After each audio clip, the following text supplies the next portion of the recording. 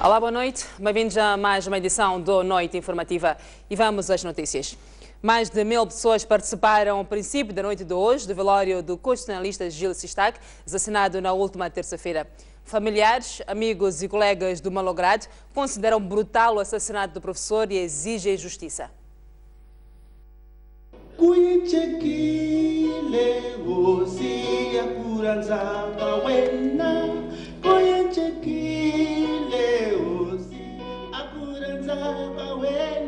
Os 900 lugares do Centro Cultural Universitário da Universidade Eduardo Mondlane foram poucos para acolher a moldura humana, constituída por acadêmicos, políticos, amigos e cidadãos anônimos que se fizeram ao local para prestar o último adeus ao constitucionalista Gil Sistac, assassinado na última terça-feira em Maputo.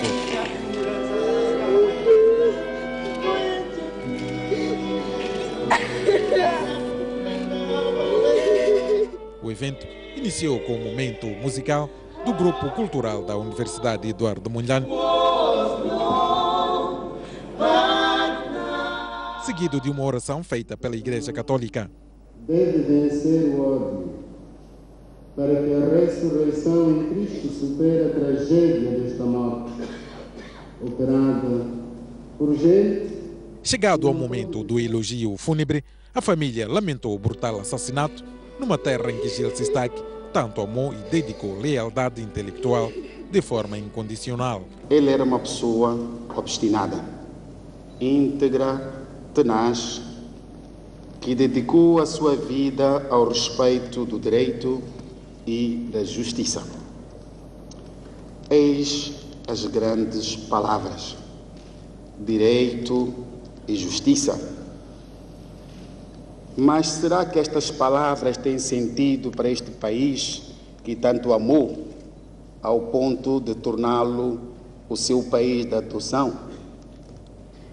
Será que valem o preço da sua vida? Hoje, enquanto choro, não tenho palavras muito duras para exprimir o meu desgosto, o meu ódio. Uma parte de mim desapareceu, e esta profunda mágoa nunca vai sarar. O reitor da Universidade Eduardo Mondlane, onde Gil Sistac era quadro, descreveu as qualidades profissionais e humanas do malogrado e considerou indescritível o vazio que deixa a instituição e a sociedade moçambicana. Como chorar aquele que, em pouco mais de 22 anos, deixou obra científica, de humanismo, de internacionalismo e de servir para o OIM e para o mundo? O que faremos, professor Sistac, será continuar a incrementar a pós-graduação, não só na área do direito, mas em toda a Universidade Eduardo Mondlane. Continuaremos a ajudar os cidadãos mais carentes e continuaremos a que o nosso Estado e a sociedade continuem a se beneficiar dos resultados que a ciência já produziu. Os restos mortais de Gil Sistac seguem esta quarta-feira para a França, sua terra natal, onde será sepultado.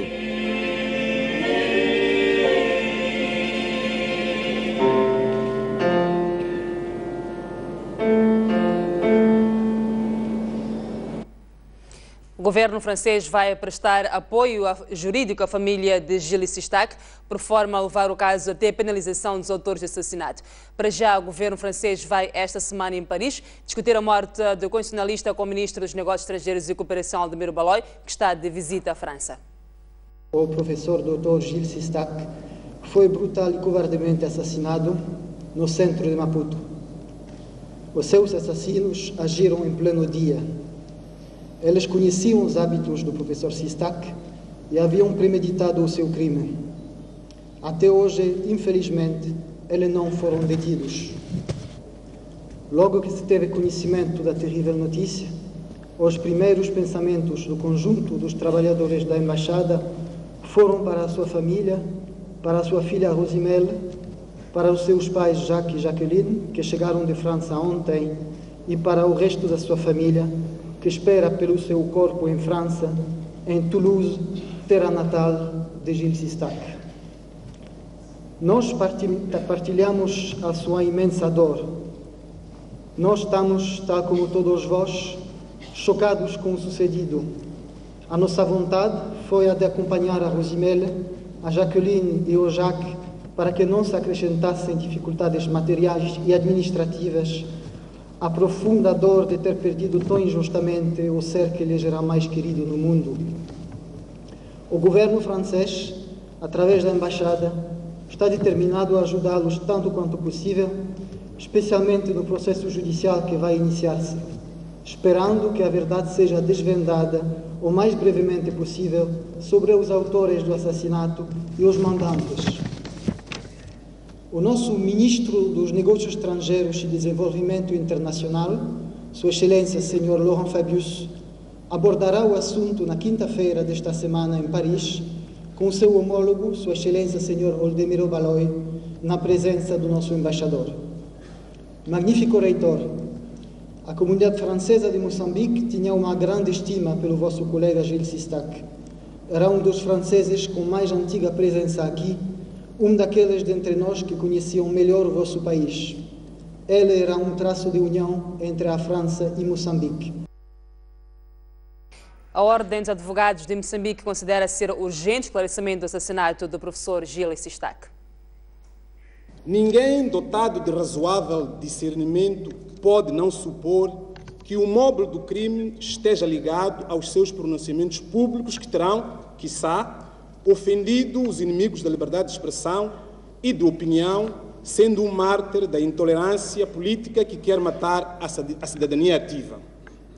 Não sabemos se foi por causa disso, mas temos de procurar as respostas até as encontrarmos, seja essa ou qualquer a causa da sua morte. E a pergunta que não quer calar é: merecemos Gilles Sistac? Moçambique merece um cidadão desta estatura, desta verve, desta integridade, deste compromisso com os mais altos valores de cidadania? Merecemos? Esta pergunta não se vai calar, aliás, não devia calar-se. Ela tem que soar aos nossos ouvidos em cada segundo, em cada minuto, em cada hora e durante todo o dia, dia após dia, noite após noite. Moçambique merece um cidadão como Gilles Sistac? Merecemos? Com a sua partida brutal e súbita, ficou mais pobre o direito moçambicano em geral e a advocacia em particular. Apagou-se uma extraordinária fonte de conhecimento e de motivação para todos os advogados. O presidente do MDM, David Simango, foi o único líder de um partido político presente no adeus a Gilles Sistac. Simango considera que o país deve agora se engajar para preservar os ensinamentos deixados por Sistac como forma de manter vivo o seu legado. Eu vim cá para prestar a última homenagem a um homem tão justo, a um homem que abriu a visão de muitos de nós moçambicanos para nos lidarmos melhor com aspectos legais, com aspectos de direito, aspectos constitucionais, aspectos administrativos. Portanto, o professor teve muita coragem e de uma forma didática conseguia chamar-nos a atenção sobre alguns aspectos. Portanto, é uma cerimônia que eu, na qualidade de cidadão e com muitas outras pessoas de bem, não poderíamos perder de forma alguma, para dizermos obrigado pelo legado que nos deixou e obrigado por tudo que em vida tentou transmitir. Portanto, ficou aqui uma grande lição e cabe a nós, como moçambicanos, agora transportarmos este legado para as futuras gerações. Juristas, políticos e membros da sociedade civil mostram-se céticos quanto ao impacto das mexidas no Ministério do Interior para o esclarecimento da morte de Gilles Sistac em particular e o combate ao crime no geral. Eu espero, como cidadão, como magistrado que fui, como homem do direito, como cultor do direito, eu espero que estas alterações que houve venham a trazer uma atuação da polícia com maior qualidade e que, sobretudo, a polícia possa ter um papel mais ativo na prevenção. Não é só as mexidas, deve haver da parte do nosso representante, do nosso chefe de Estado, atitudes vigorosas para que realmente haja um saneamento profundo sobre aquilo que está a acontecer ao nível da nossa segurança nacional. É necessário que nós nos revejamos todos os cidadãos dela, para que realmente possamos ir para casa confiantes, seguros de que nada nos vai acontecer. Mas para isso é preciso coragem para reformas profundas. Não é mudando as pessoas que se resolvem os problemas. Provavelmente falta mais alguma coisa. Com as pessoas que lá estão, se quisesse, se houvesse essa vontade política de resolver, eu acho que se teria resolvido. Mas é mais um lugar, é mais uma pessoa, talvez é em 20% que se vai resolver alguma coisa. A sociedade civil considera que a morte de Gil Sistac pode ser a velha estratégia de assassinar um para silenciar muitos, mas considera que a mesma não vai prevalecer porque a liberdade de expressão não vai parar em Moçambique. Dentre os vários ensinamentos que a morte do professor Sistac nos deixou, o mais importante será talvez o de que o conhecimento e as palavras libertam. As palavras libertam, especialmente quando proferidas por homens e mulheres livres, informados e educados, e é por isso que achamos que aqueles que estão contra a liberdade e a dignidade dos moçambicanos encontraram na violência e no terror das armas a força para silenciar o professor Sistac e, por via disso, tentar ameaçar e silenciar cobardemente todos os moçambicanos livres e interventivos.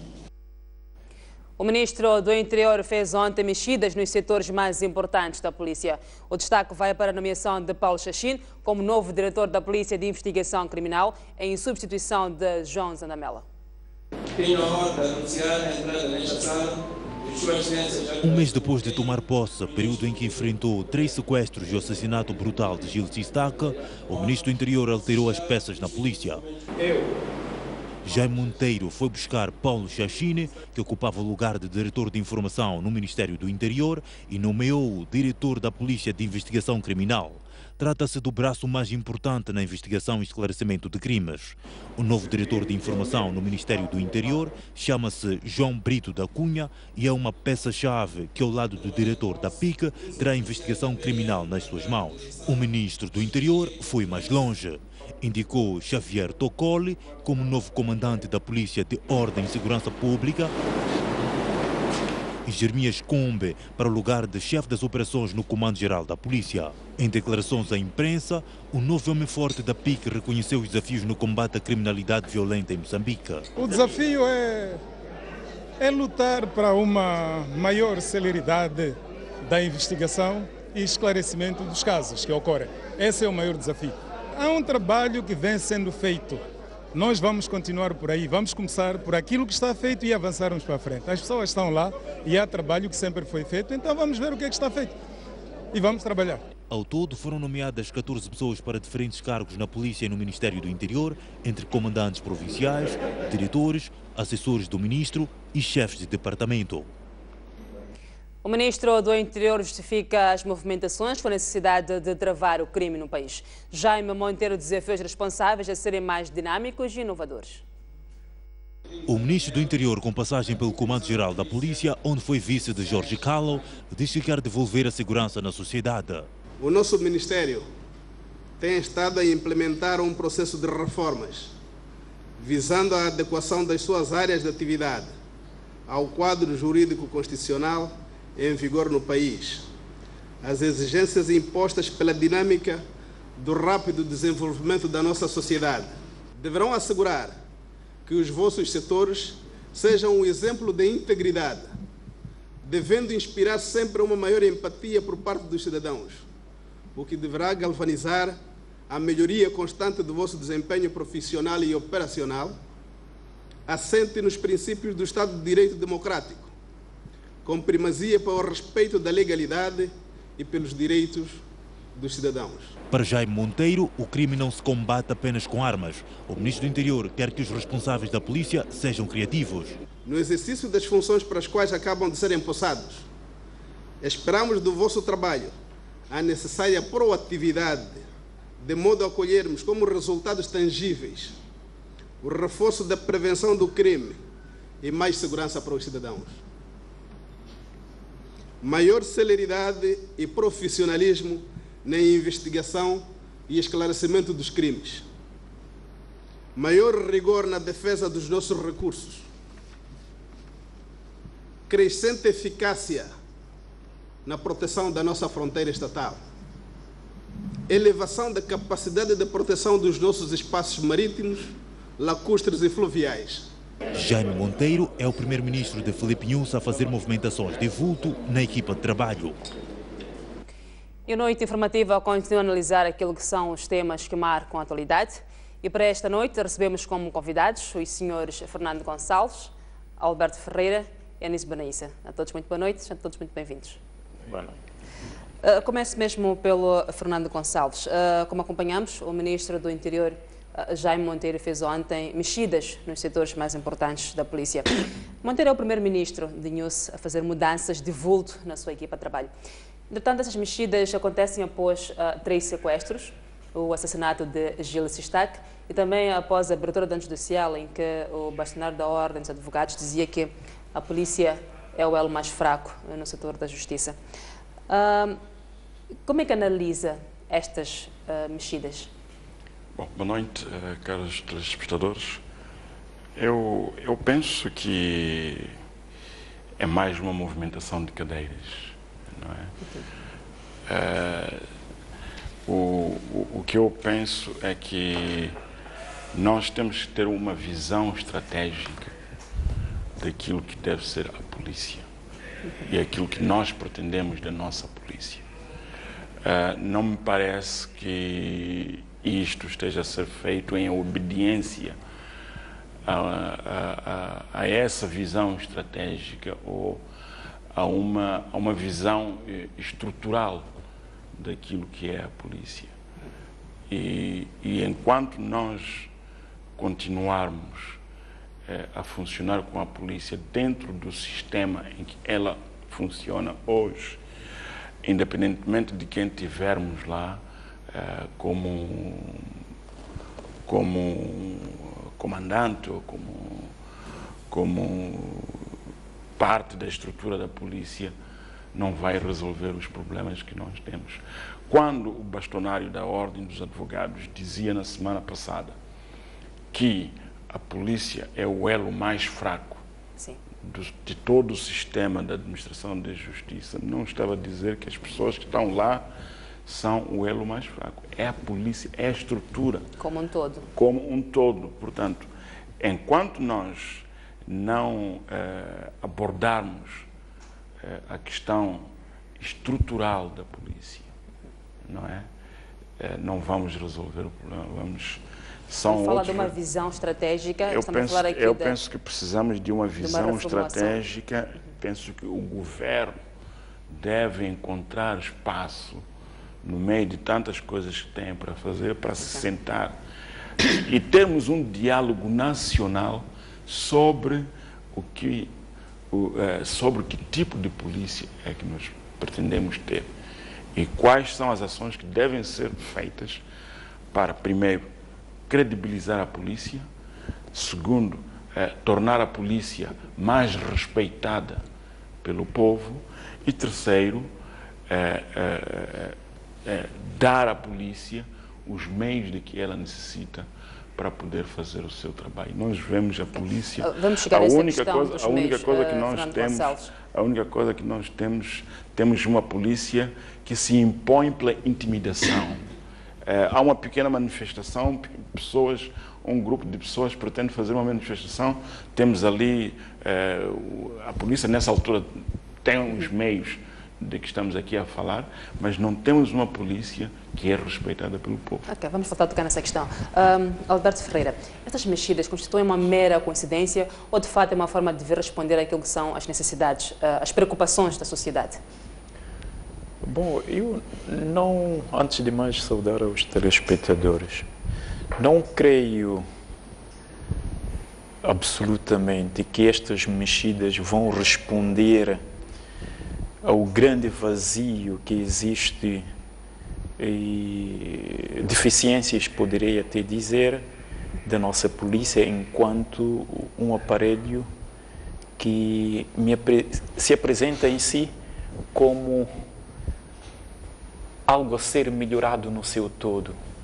É fundamental também que quando entra um ministro tenha uma visão, tenha um modo de ver e confiar, portanto, todos os lugares, aqueles que são funções de chefia, têm a ver também com determinada confiança, pelo menos o facto de conhecer com quem deve trabalhar. Os anteriores chefes foram nomeados por outro ministro. E o momento, como quando entra qualquer outro governo, o chefe do governo tem, portanto, o direito de indicar quem melhor pode trabalhar consigo. Este já é o primeiro ponto, na medida em que, se ele pensa que aquelas pessoas indicadas vão minimamente responder a todo um conjunto de problemas sociais, é já um ponto bastante importante neste momento. Sem falarmos também de um vazio do ponto de vista do equipamento, mas sobretudo da formação que os nossos polícias não têm. Hoje existe academia, a CIPOL, mas é insuficiente no que diz respeito à resposta generalizada por todo Moçambique. E também ainda não foram minimamente, eu penso que a polícia deve ser formada também do ponto de vista humano, conhecer os direitos dos cidadãos e não ser chamado a uma intervenção e o uso desmedido da violência sem absolutamente pensar-se em como ultrapassar qualquer problema. Os nossos polícias, muitas vezes, o que acontece são disparam. Eu nunca vi que desarmaram alguém armado ou fizeram algo, senão a utilização como resposta rigorosa. Até definem isso como que nós não deixamos tolerância zero, o nosso rigor é, portanto, disparar. Portanto, há um trabalho a ser feito, uma formação geral que não passa necessariamente pela CIPOL, umas e outras teorias. Nós temos milhares de polícias que respondem para este Estado, e se pretendemos o Estado de Direito, há toda uma razão de munir estruturalmente toda aquela força que tem o direito do uso da força para poder defender os cidadãos. Ou melhor, os polícias estão para defender os cidadãos. E a sua primeira função é defender os cidadãos e também é manter a ordem, a lei e a ordem, e não de atirar a matar como a primeira ação em termos de estabelecer a ordem. Anísio Banência, como é que olhas para estas mexidas no Ministério do Interior, tendo em conta que o atual contexto, o momento em que aconteceu? Bom, primeiro cumprimentar os telespectadores em casa e segundo dizer que eu associo, sim, em alguma medida, estas mexidas com este cenário de crime violento que ainda vem acontecendo.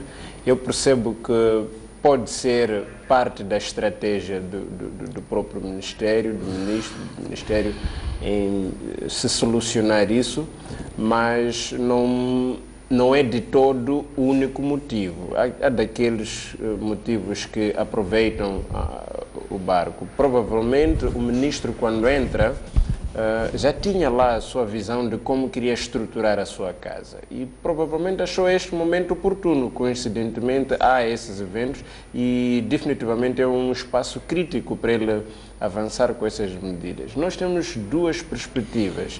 Na liderança de um ministério ou de uma instituição, nós temos que ter o nível de estratégia em dois âmbitos. Primeiro é um líder estratégico ele mesmo. Segundo, termos uma estratégia a nível da organização, isto é um documento positivado, formal, não é?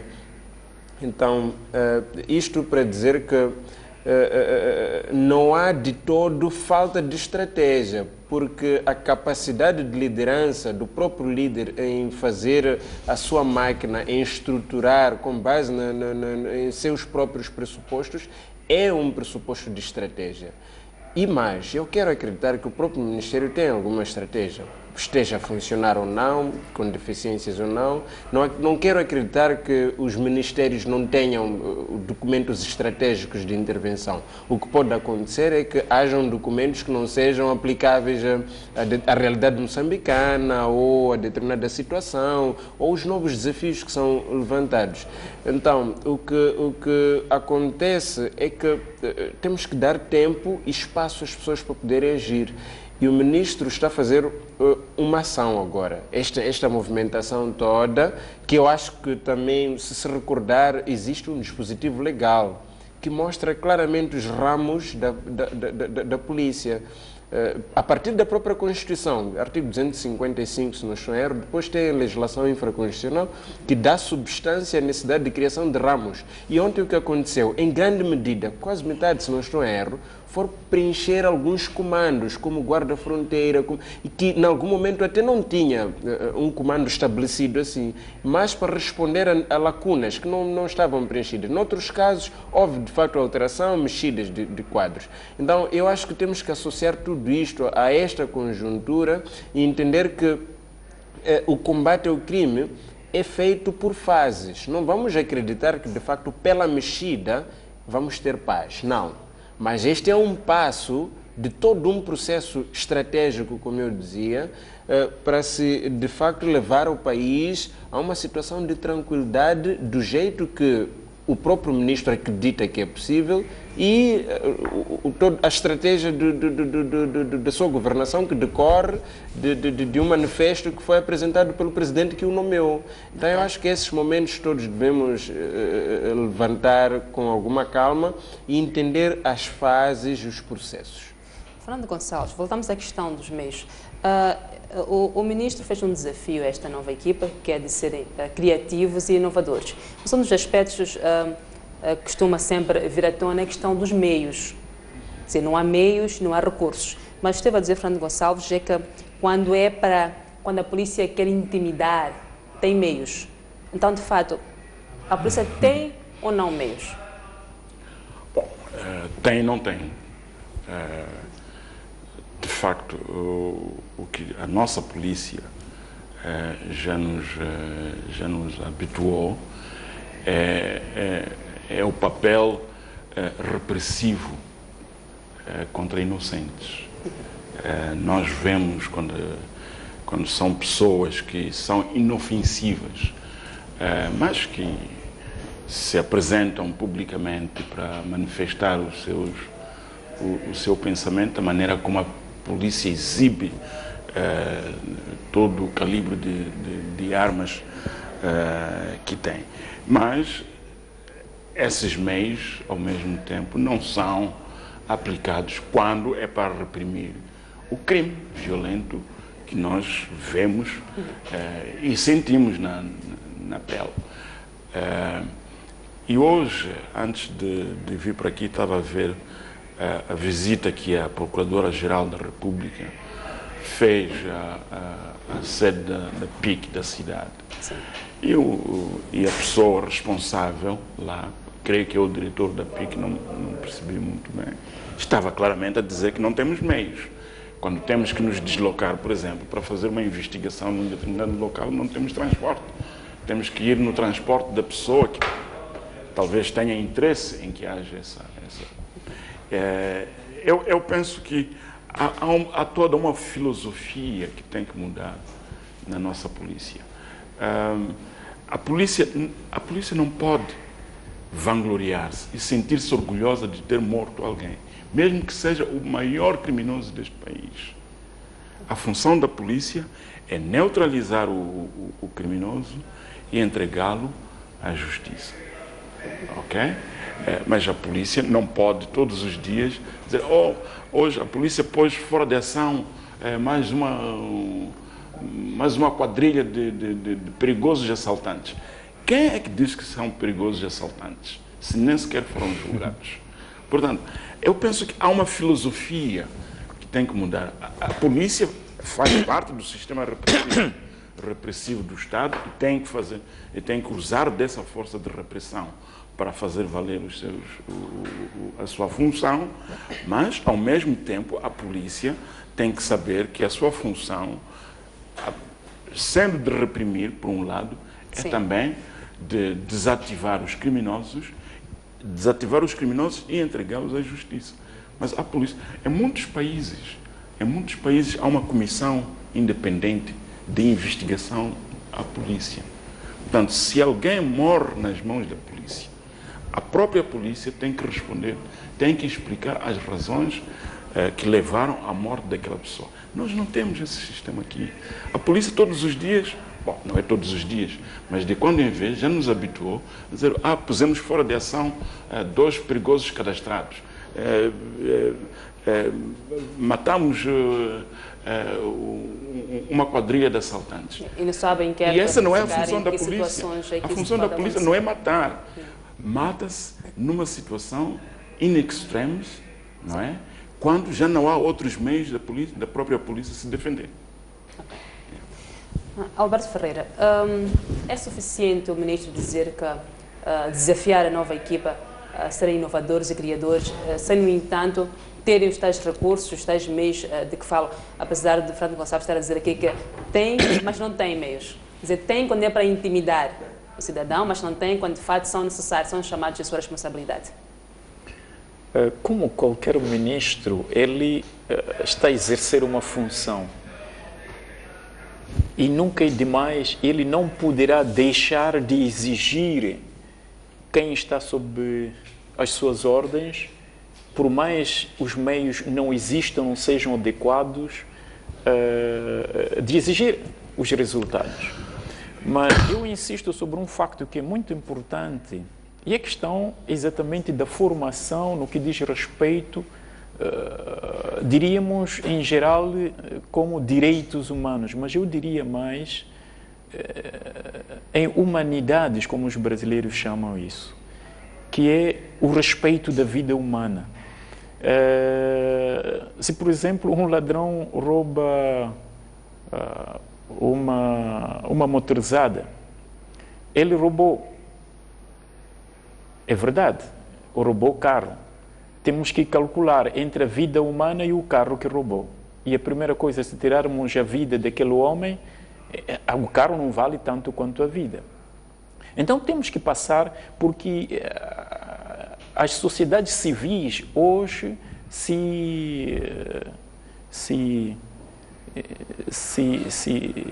digamos assim, se identificam ou se definem exatamente por causa de menos crimes e menos uso de força possível.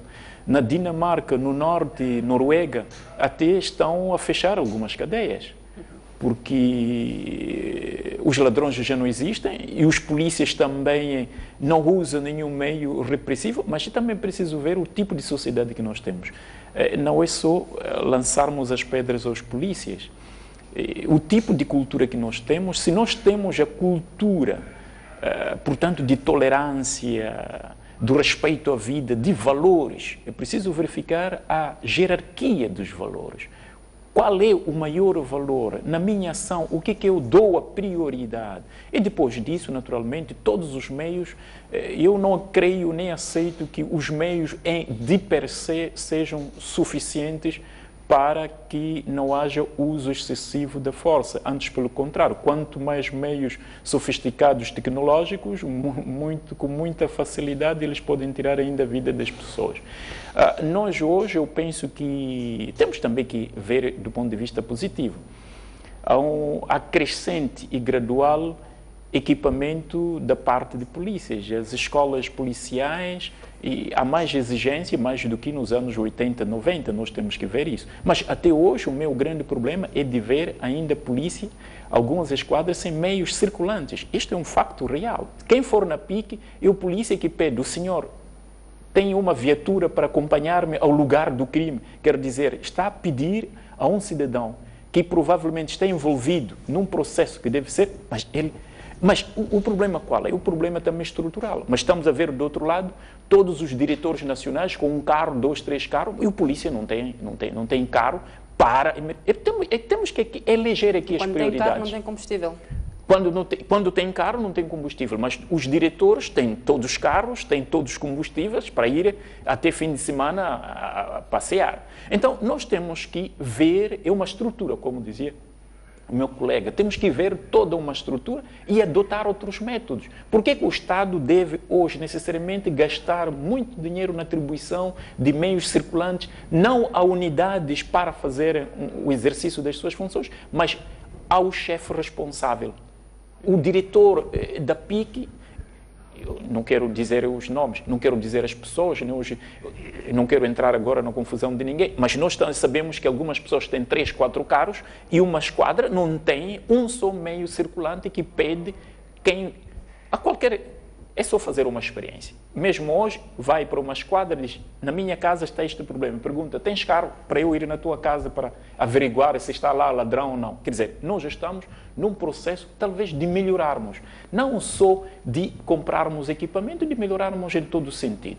Seja a cultura, a capacidade também de resposta. Nós temos que melhorar em vários sentidos. Anísio Ibanez, olhando para aquilo que foi dito, então essas mexidas não vão trazer aqui nenhum conforto à sociedade, nenhuma confiança para aquilo que foi dito em relação àquilo que a polícia, na verdade, tem feito no dia a dia? Bom, trazer conforto à sociedade, esse é daqueles atos que a sociedade não conhece quem está na liderança. Então, uma mexida dessa natureza não diz muito à sociedade. A sociedade está à espera de atos. Então, eu não acho que, definitivamente, decorrente destas mexidas, haja aqui alguma paz, não. Eu acho que o desafio que foi colocado pelo ministro deve ser um desafio que seja assumido, efetivamente, pela liderança nova que foi colocada e mostrar serviço, porque as pessoas estão à espera de serviço. As pessoas querem estar tranquilas, querem estar em paz, querem ver as suas vidas andarem com tranquilidade, saindo de casa e sabendo que eu de facto vou voltar, mas por conta de quem tem responsabilidade para garantir a minha segurança está a fazer o seu trabalho. Mas eu queria também focar aqui em algum elemento que haveria de... É mais para o telespectador cidadão, não é? Alguém me questionava ainda durante a semana, o final de semana, sobre algum assunto que eu queria trazer aqui também, a questão da ação coletiva, nós, o povo. Até que ponto nós avaliamos a nossa responsabilidade na manutenção da paz, da estabilidade e da segurança nossa, comunitária? Muitas vezes nós temos uma polícia fraca porque nós enfraquecemos lá. Deixa eu dizer como. Várias vezes somos nós que encobertamos criminosos na nossa zona. Não vamos dizer que é responsabilidade da polícia simplesmente fazer a sua pesquisa, porque nós falamos aqui de algumas limitantes que a própria polícia tem. Mas, Anísio, não será porque as pessoas têm algum receio em dizer que, de fato, no meu bairro, meu vizinho é criminoso? Que segurança é que esta pessoa tem para ir à polícia dizer esse tipo de coisa? Isto tudo constrói-se. Em algum momento, esta cultura de medo foi colocada. Como ela surgiu, via Estado ou não, mas ela teve um princípio, constrói-se. E nós podemos desconstruir isso. Então, há uma responsabilidade clara, em termos comunitários, de apoiarmos a polícia sempre que pudermos, a cumprir o seu papel. A polícia não opera sozinha, ela opera na comunidade. E outro ponto é, nós discutimos muitos meios, a polícia não tem meios, a polícia não tem meios. A polícia trabalha com dotação do Estado. São nossos impostos que pagam o salário da polícia, são nossos impostos que compram equipamento e toda outra, para dar a estrutura suficiente para que eles trabalhem. Quantos de nós faz um pagamento regular das suas responsabilidades em termos de imposto? Tudo isso nós temos que pensar para criarmos um Estado relativamente mais robusto e, de facto, que haja condições e, de facto, exigirmos isso. Não estou aqui a querer tirar a responsabilidade de ninguém. Estou a dizer que existe a lógica da ação coletiva, que nós temos que perceber as responsabilidades do Estado em termos de todos os seus órgãos e o governo como tal, mas nós, o nosso papel na interação cooperação com as autoridades estatais. Aliás, nós fazemos parte do Estado, somos povo e povo de um Estado. A operação de toda uma máquina governativa, de administração de justiça ou de qualquer outra área, depende também de como nós nos portamos perante o próprio Estado. Então, eu acho que temos a nossa responsabilidade, apesar da responsabilidade primária ser do Estado, e nesta área de segurança cabe ao Ministério do Interior fazer isso. É só para chamar-nos a atenção que não podemos nos eximir do debate de segurança nacional, porque nós somos parte muito interessada nisso. Fernando Gonçalves, mesmo para encerrarmos este tema, vamos olhar para aquilo que são os desafios do novo diretor da PIC, este que vem da Direção de Informação do Ministério. Bom, o grande desafio, de facto, é que ele possa criar as condições dentro daquilo que é possível. Eu penso que nós temos consciência das nossas responsabilidades perante a questão da segurança, da nossa responsabilidade em colaborar com a polícia para que a polícia possa realizar o seu trabalho a contento. Mas é necessário que a própria polícia mostre que também merece a nossa confiança. E neste momento, eu devo dizer, muito lamentavelmente, a confiança do público perante a polícia é muito baixa. Não vale a pena estarmos aqui a tentar escamotear a realidade. Agora, o elo mais fraco até da polícia é a investigação. Porque nós vemos casos que saem da esquadra, vão para a PIC, depois chegam ao tribunal e o juiz não tem como prosseguir porque as provas e todo o processo foi mal instruído e não tem como avançar. Consequência, o juiz liberta e a polícia revolta-se. E às vezes até algumas das ações que nós vemos que nós vemos e que são reprováveis por parte da polícia, são ações que a polícia leva a cabo porque diz, bom, se nós não neutralizarmos esta pessoa e acabarmos com esta pessoa, vamos entregar ao juiz e o juiz vai libertar. Mas por que o o inverso juiz também liberta? não acontece. Muitas vezes a população diz que tem um criminoso naquele bairro, é identificado, foi pego, por exemplo, em flagrante delito pela população, levam à esquadra, e eles também costumam soltar. É o mesmo que acontece nos tribunais. Bom, às vezes até eles se é uma suspeita qualquer, eu suspeito que alguém cometeu um crime, leva à polícia e a polícia chega lá e vê que não tem, naturalmente que vai soltar. A esquadra não é para estar lá abarrotada de gente inocente, né? Mas eu penso que a questão da investigação é crítica para deixar de haver esta tensão permanente entre a polícia e o poder judicial. Sim. É muito importante que a investigação seja aprimorada, que as investigações sejam feitas de forma exaustiva. Mas como é que você vai conseguir que as investigações sejam feitas de forma exaustiva se você nem tem, por exemplo, a fita para isolar o local do crime? Coisa tão básica como a fita de isolamento para isolar o local do crime você não tem. Como é que você vai fazer uma investigação correta? Portanto, eu penso que há coisas que devem ser feitas, algumas delas muito pequenas e fazíveis, não é? Mas que não são feitas simplesmente porque as pessoas talvez entendem que aquela não é a prioridade. Mas é isso, eu penso que a investigação deve ser o elo mais forte da polícia. Mas será que estas fitas amarelas, de fato, nós não temos? Alberto Ferreira, desafios para o novo diretor da PIC, Paulo Chachim.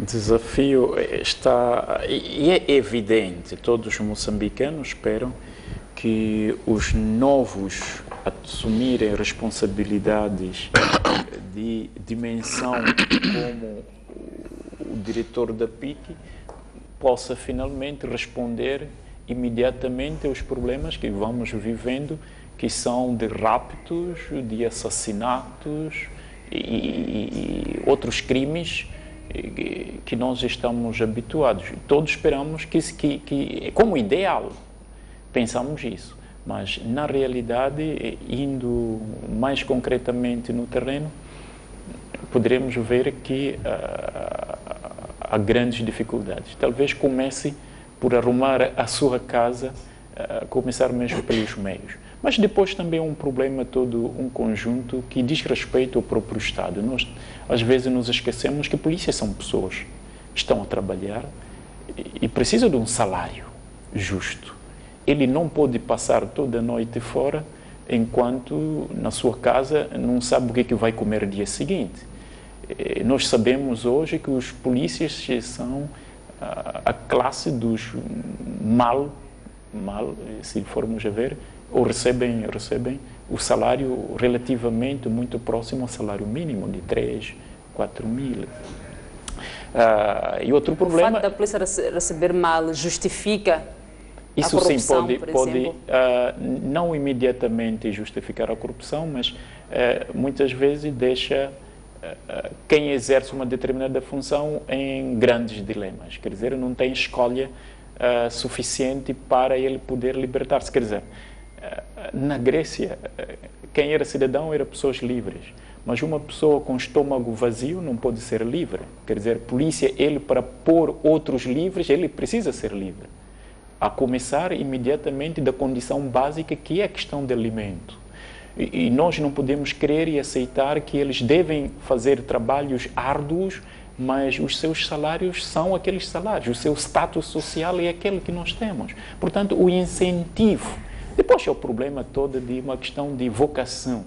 Nós temos o conhecimento de que muitos que vão para a polícia são aqueles que não encontram outros trabalhos e um meio refúgio suficiente e uma alternativa ao emprego e vão na polícia. Portanto, deve haver uma seleção bastante cerrada e inteligente e procurar a todos os meios, como todos nós moçambicanos, fazer com que os salários mínimos sejam suficientes. Já estão agora, neste momento, a trabalhar para revisitarem os salários mínimos por começar. Esperamos que os polícias, que são a parte mais sensível da sociedade, e a sociedade depende dos polícias para a ordem, a lei, a manutenção da lei e da ordem, é fundamental que os polícias tenham um mínimo indispensável. Outros, o que sabemos é... Obrigada.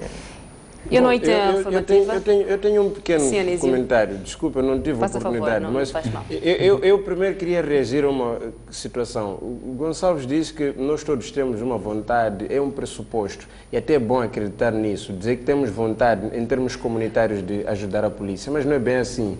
Há comportamentos básicos, elementares, fora do âmbito de segurança física das pessoas, mas saúde e outros âmbitos de segurança, que nós mostramos que nós não cooperamos. Eu paro quase que diariamente o carro, porque alguém no carro que está à frente deitou um papel, deitou um saquinho na estrada, e vou e ensino a pessoa. Às vezes levo comigo, às vezes devolvo a pessoa. Isso para dizer que não há senso de cooperação com autoridades. Quem reduzir o lixo deitado minimiza o trabalho do município em fazer limpeza, que vai redirecionar a sua força para fazer outro trabalho. Nossa sociedade não é cooperante. Nós não estamos a cooperar com as autoridades, nem a polícia, nem temos muita dificuldade. São poucos que fazem isso. Dizer que não existe seria também errado. Mas pode comparar o município com a polícia? Não. Porque a polícia é quem deve nos proteger, não é? Claramente. E como acabou, não há esta confiança entre a comunidade e a polícia.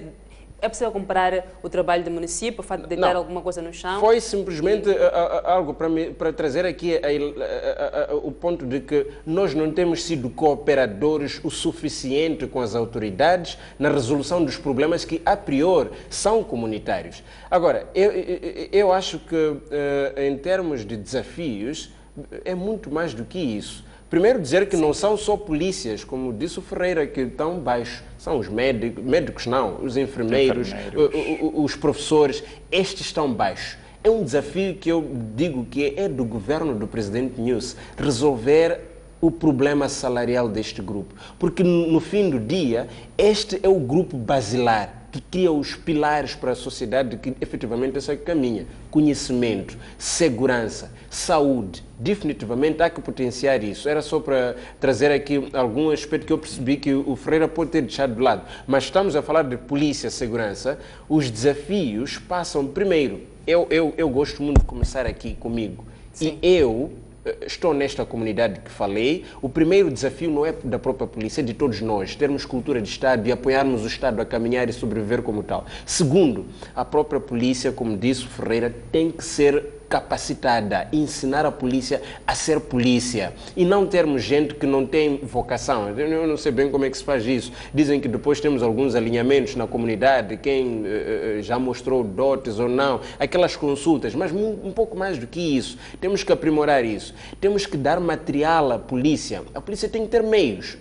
Hoje falamos que está sendo municiada a polícia, quer dizer, em termos de material, de facto está, mas provavelmente precisamos de um pouco mais. A característica de laboratórios criminais que nós não temos muito sofisticados aqui, o trabalho em tempo útil de uma unidade de investigação criminal ou de outras, isso tem que ser aprimorado claramente e de facto concordo que você só resolve isso, começa a resolver isso dando condições elementares como a questão de comida.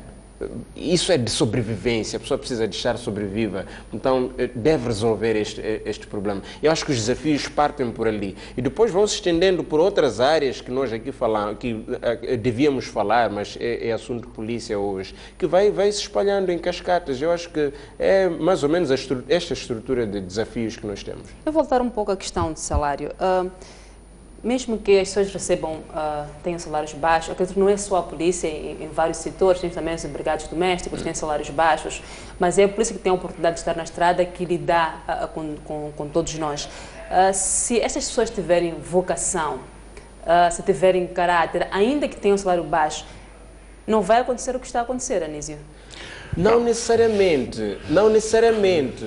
Pode acontecer, claramente. Sabe porquê? Porque as pessoas, muitas vezes, é aquilo que chamam instinto de sobrevivência.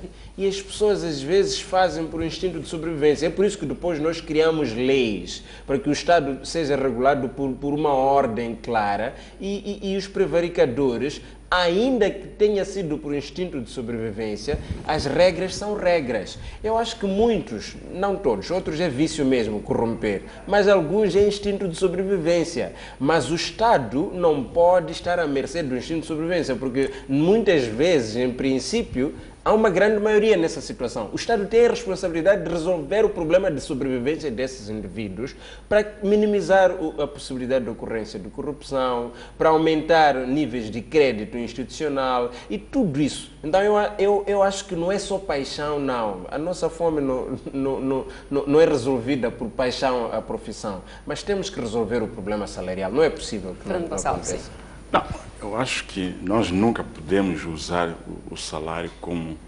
justificativo para atos de corrupção. Portanto, o facto das pessoas ganharem mal não pode ser usado para justificar a má conduta.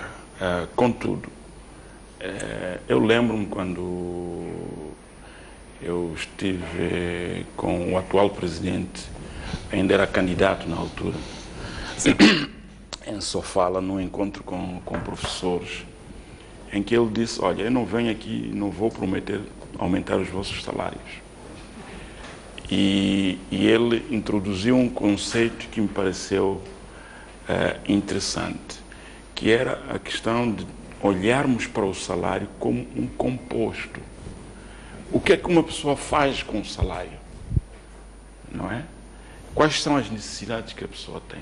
Sim. Tem necessidades de transporte, tem necessidades de habitação, tem necessidades de saúde, sim, para ele e para a família, não é? Tem necessidades de alimentação e tem necessidades da educação dos seus próprios filhos. Lazer também. E também necessidades de lazer. Eu tenho o privilégio de ter crescido um pouco no tempo antes da independência, e não estou a dizer que esse tempo era melhor que depois da independência, mas via-se que a polícia tinha uma messe, tinha um supermercado próprio, tinha um bairro próprio onde ele vivia e tinha um transporte próprio.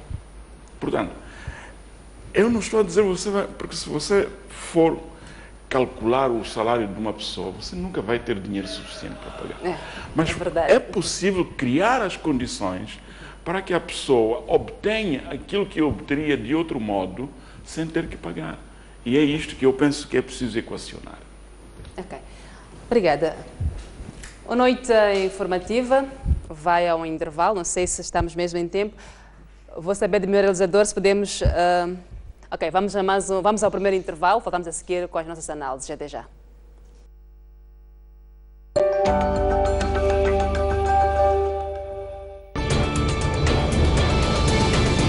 Porque o que você pensa conta. Reservamos-lhe um espaço de opinião em dose dupla. Conto consigo das 11h30 às 12h30. Eu, das 18 às 19h30.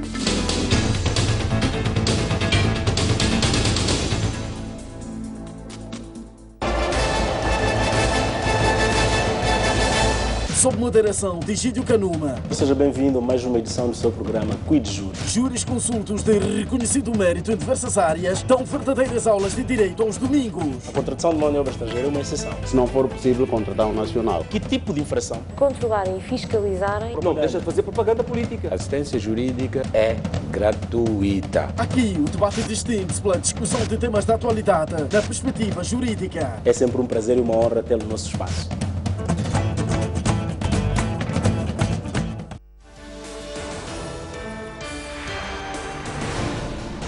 A economia está a crescer e o país a mudar. Para lhe dar a verdadeira dimensão destas mudanças e mostrar-lhe o país real, criamos o Jornal do Centro. A partir de agora, o que acontece em Sofala, Tete, Manica e Zambásia chega até si em tempo real. Olá, está a começar mais uma edição do Jornal do Centro.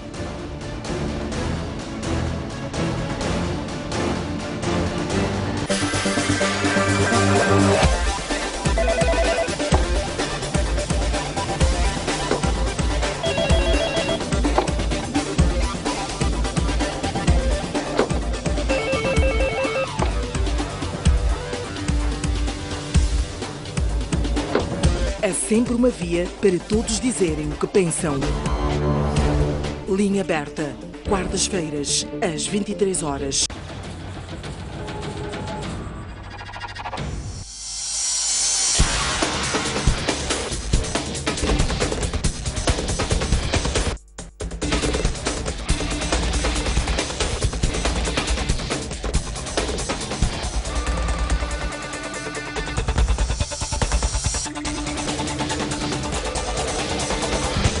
STV também é desporto.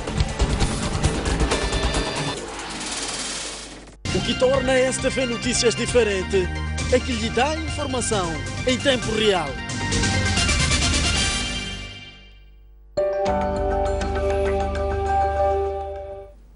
Uma vez mais, muito boa noite. Estamos de volta para a segunda hora de noite informativa. O governo e a Renamo voltaram ontem a não se entender sobre a duração da segunda fase do mandato da EMOSHI e a despartidarização da função pública. Na sessão de ontem, as partes acordaram em deixar de lado as questões de divergência e avançar para a finalização dos assuntos em fase de consensualização. A Renamo, em adoção do que os nossos distintos observadores nacionais apresentaram como proposta, de que vamos realizar o nosso trabalho com base naquelas matérias em que há consenso. Como todos sabemos, das 8 ações, de facto, não há consenso sobre uma matéria. Matéria essa que é de competência das Forças Armadas de Defesa de Moçambique tratar. A Renamo prometeu que, aliás, anunciou de que tem lista das pessoas que considera injustiçadas. O que faremos é remeter às Forças Armadas de Defesa de Moçambique, quando a Renamo proceder à entrega dessas listas, e elas são soberanas em dar o tratamento que acharem mais conveniente. A Renamo exige que seja resolvida a questão do enquadramento dos oficiais do seu partido discriminados no seio das Forças de Defesa e Segurança e que haja partilha de responsabilidades como condição para avançar para o processo da desmilitarização e integração das suas tropas residuais. Este assunto tem que ser resolvido, porque não valerá apenas resolver as consequências se procurarmos resolver a questão de fundo. E como é sabido, nós, a Renamo, sozinhos não podemos resolver e temos que contar com o apoio do governo. Em conjunto com a nossa mediação, encontramos a melhor forma de ultrapassar este ponto. Uma vez resolvido este assunto, ou este ponto, passaremos a ver as matérias que têm a ver com reintegração, enquadramento, reinserção social, que são matérias também contidas no acordo assinado por Sua Excelência Presidente Afonso Ntjacama e Sua Excelência Presidente Armando Emílio Guebuza. E voltamos à análise com os nossos convidados. Anísio Bonense, como acompanhamos, o governo de Renamo continua sem conseguir chegar a acordo sobre a questão da duração da segunda fase da Emotion e também da despartidarização da função pública. Olhando especificamente para a questão da Emotion, o governo continua a defender 60 dias e a Renamo 120 dias. O que estes entendimentos podem representar para o processo de implementação do acordo que vieram supervisionar? Bom, eu lamento de facto que isso esteja a acontecer. As pessoas têm que ter razão suficiente para poder ultrapassar. Esta é uma questão relativamente simples. Simples na medida em que a Emotion tem um mandato claro. E o mandato claro não foi cumprido. Não vai ser por 500, 600, 1000 dias que vai se resolver se não existir vontade de alguém em fazer. O mandato claro da Emotion é supervisionar o processo de cessação de hostilidades militares. Aquele acordo que foi firmado entre o presidente Guebuza e o presidente da Renamo, definitivamente há falta de vontade para que isso se efetive. As alegações que têm sido levantadas para mostrar a impossibilidade de se avançar, para mim não são procedentes. Existe um grupo que foi, acima de tudo, pedido pela Renamo e a própria Renamo ainda condiciona o exercício do mesmo grupo. Eu acho que tem que haver alguma razão, alguma razoabilidade aqui e responsabilidade até a nível do partido em fazer uma cedência clara. Deixa as pessoas trabalhar. Aqueles não são moçambicanos. Apesar de existirem lá grupos nacionais do governo e da Renamo, mas existe este lado de fora, que se pretende imparcial, independente, para poder fazer a observação do processo. E qualquer injustiça é reportada pelos mesmos. Eu acho que existem momentos e mecanismos claros para poder se discutir elementos que podem falhar no processo. Se o que nós queremos é segurança e transparência, de facto fomos procurar pessoas e fizemos propostas, a Renamo, para pessoas que achavam como sendo isentas do processo. Então eu acho que este processo não vai ser resolvido. A Renamo pode propor 500, 1000 dias, não vai resolver se não quiser entregar os seus homens. E eu acho que... Essa fala de vontade é do lado da Renamo? Da Renamo, claramente. Isto é do lado da Renamo, porque existe um mecanismo claro. Uma das partes do acordo é a possibilidade ou o dever de integrar nas forças de defesa e segurança o grupo residual da Renamo e outros reintegrá-los em termos sociais, dar alguma capacidade financeira para eles poderem desenvolver alguma atividade económica para reintegração social. Este é que é o ponto. Então precisam de entregar as armas, precisam de dar às pessoas quem são as pessoas, e tudo isto é feito sob uma supervisão clara de pessoas da confiança do Partido Renamo, que é o partido armado, que precisa ser desarmado. Então, se não aconteceu neste período todo, praticamente não aconteceu alguma coisa, e as pessoas foram recebendo rios e rios de dinheiro que podíamos ter resolvido outros problemas estruturais da sociedade moçambicana, não vai ser por acréscimo de mais 20, 30 dias. Eu acho que já foi um bom sinal o governo ter avançado, que podemos dar mais algum tempo, Mas não vamos estar aqui a debater dias porque é dinheiro do erário público, dos nossos bolsos, que vai pagar aqueles homens que estão sentados sem fazer nada. Alberto Ferreira, na sua ótica, o que estará de fato em causa para esse desacordo no que diz respeito aos prazos da Emoshi? Eu penso que o governo hoje tem grandes dificuldades. A primeira dificuldade é que os elementos, assim chamados residuais de Renamo, não apresentarem também uma formação correspondente às exigências que eles fazem de ocuparem determinados cargos de chefia. Nós não podemos imaginar que um brigadeiro possa ter uma formação. Estamos a falar de um exército do Estado. Isso requer naturalmente que corresponda necessariamente, como todos os outros Estados, o exército para defender um Estado.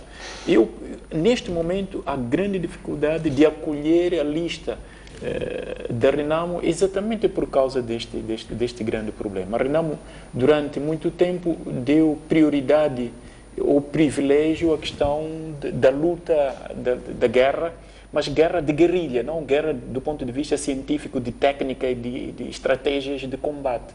Isso também penaliza a Renamo quando volta para entrar na Renamo, tem poucos membros com esta formação, portanto, um comandante de base aérea, mas nunca ouviu falar de um avião.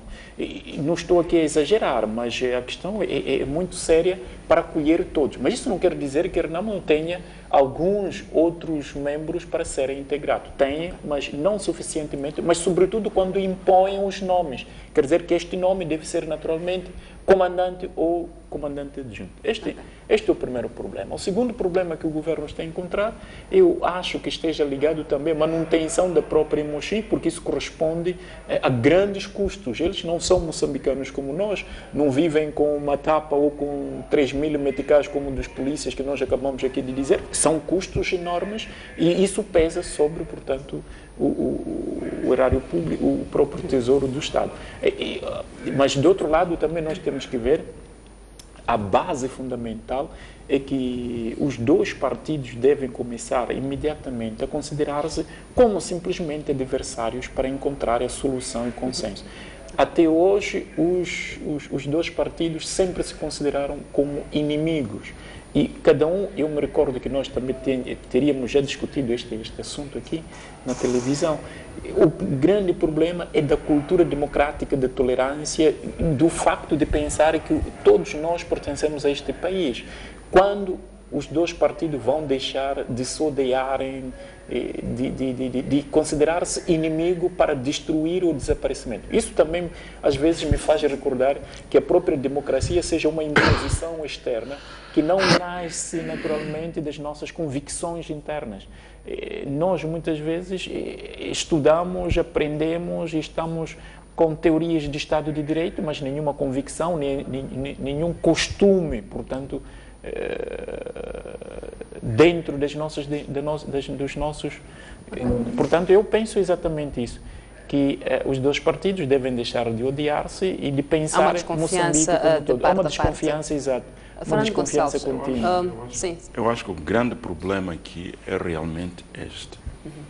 Há uma grave ausência de confiança entre estes dois lados. Não vou dizer dois partidos, porque um lado é o governo, apesar de ser sustentado por um partido, e o outro lado é o partido.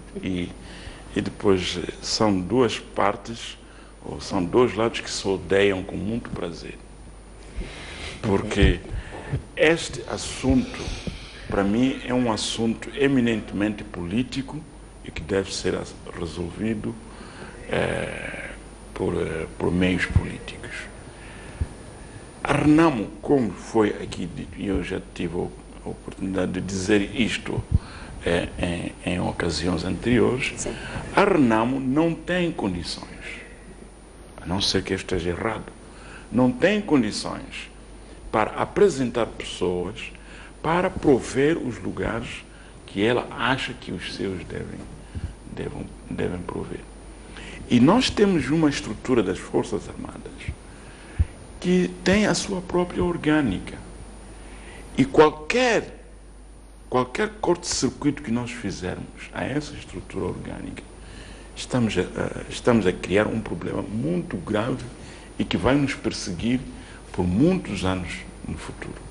Que é a questão da disciplina, é a questão da ordem dentro das Forças Armadas e também na polícia, obviamente. Então, eu penso que, havendo esta lista, a RENAM pode apresentar esta lista e também apresentar as inadequacidades dos membros destas pessoas e procurar-se encontrar formas de limar as dificuldades que estas pessoas possam ter. Há quem diga que as duas partes têm pessoas... interesse, Fernando Gonçalves. Há quem diga que a RENAM propõe um período mais alargado para ganhar tempo e saber o que é que vai acontecer no Parlamento em relação ao seu projeto.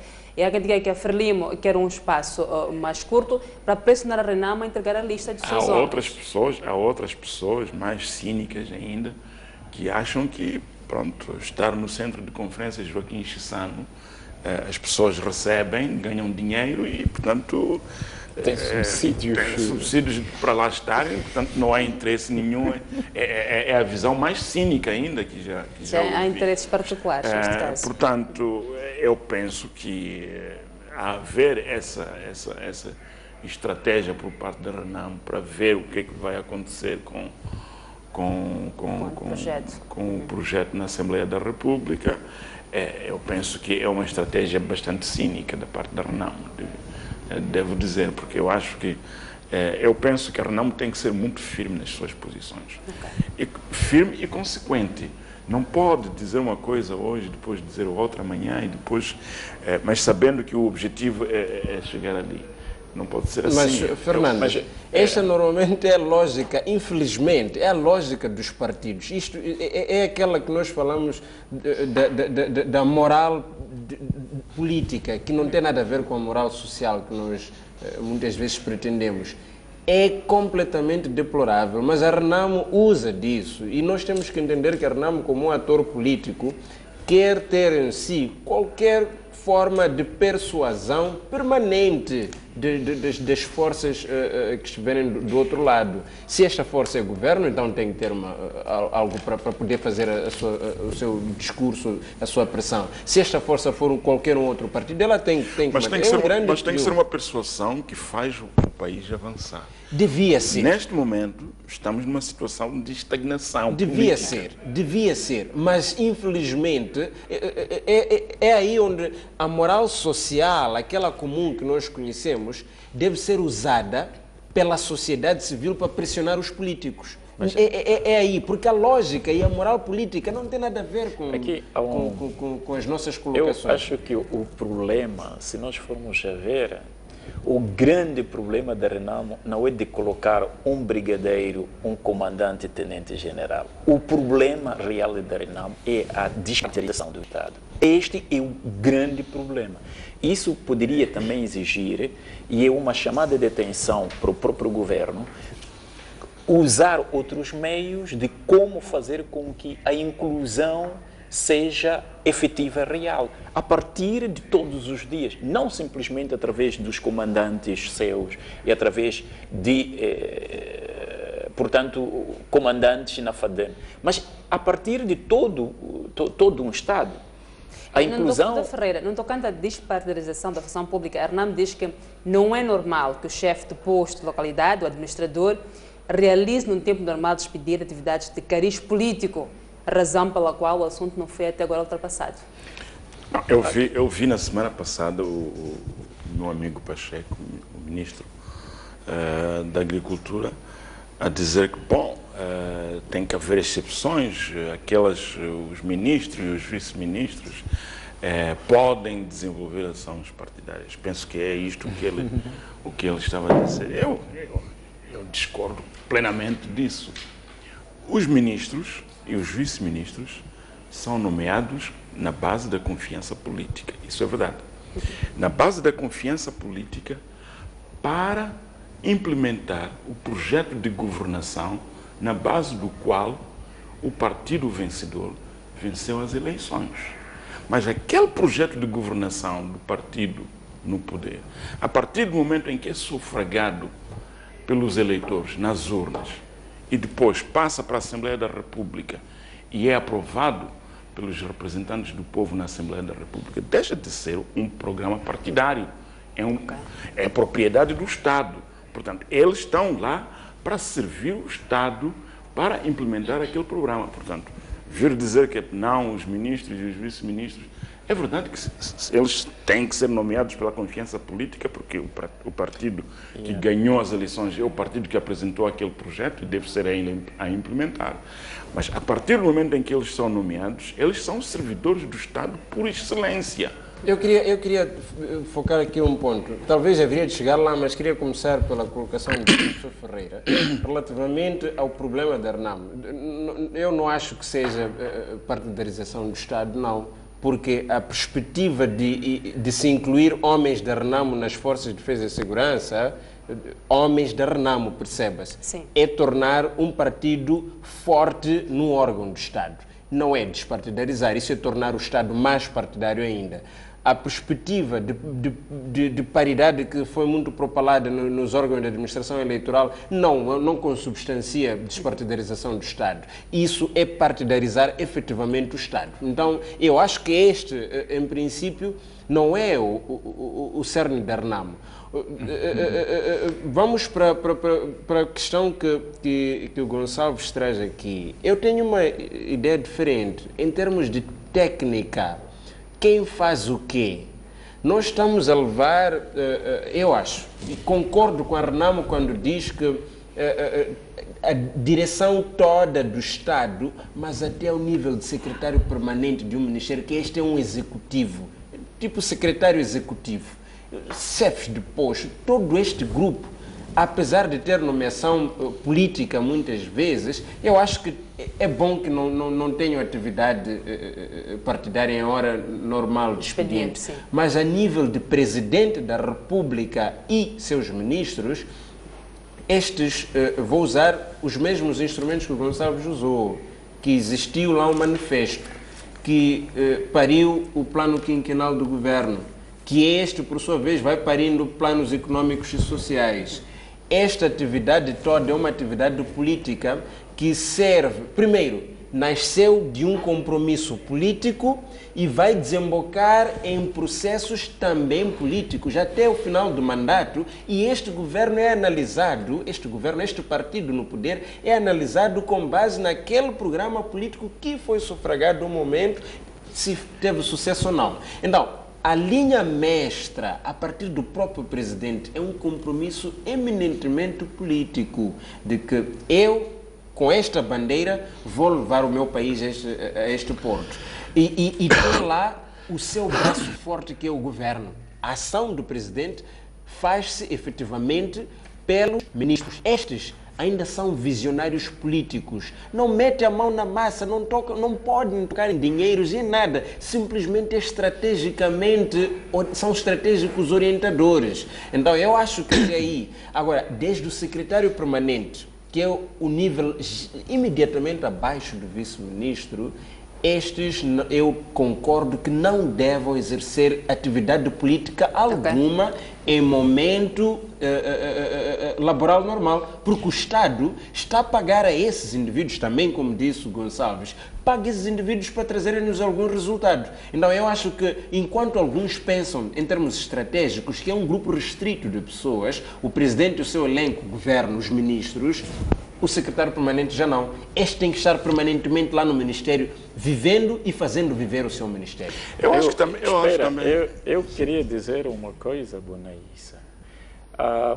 O mecanismo que a RENAMO encontrou, porque existe um partido que é hegemônico, onde a identidade entre o partido e o Estado era absolutamente a mesma coisa. Não havia ou não há distinção clara entre o Estado e o partido.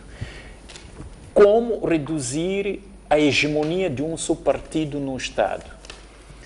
Despartidarizar, se não é possível, se recordem, a RENAMO sempre veio ao público dizer que nós não confiamos, incluindo aquelas pessoas que são escolhidas para desempenhar funções, por mais que não pertençam ao partido, são também do partido.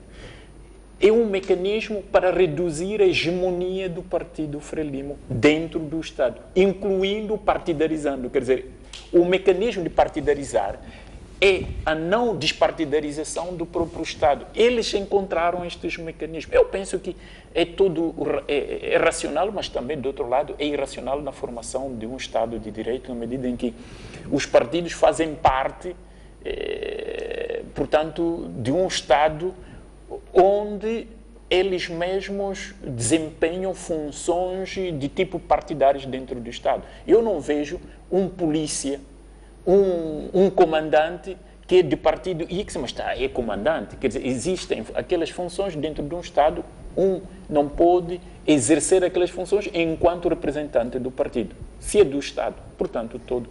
Okay. É uma estratégia encontrada para... Não, eu acho também que quando nós falamos desta coisa da despartidarização, temos que entender um pouco a essência daquilo que se pretende dizer. Não se quer dizer que o ministro agora não tenha que ir à sede do seu partido pontualmente quando é necessário para ir, porque ele, ao fim e ao cabo, ele é controlado pelo seu partido e ele está a implementar um projeto que é do seu partido, apesar de ser do Estado. Portanto, o partido, quando vê que em certos momentos algumas coisas não correm bem, e para que o partido não seja penalizado, pede contas às pessoas a quem confiou. Portanto, eu penso que não é essa questão do ministro ir se reunir com alguém do partido durante as horas de trabalho.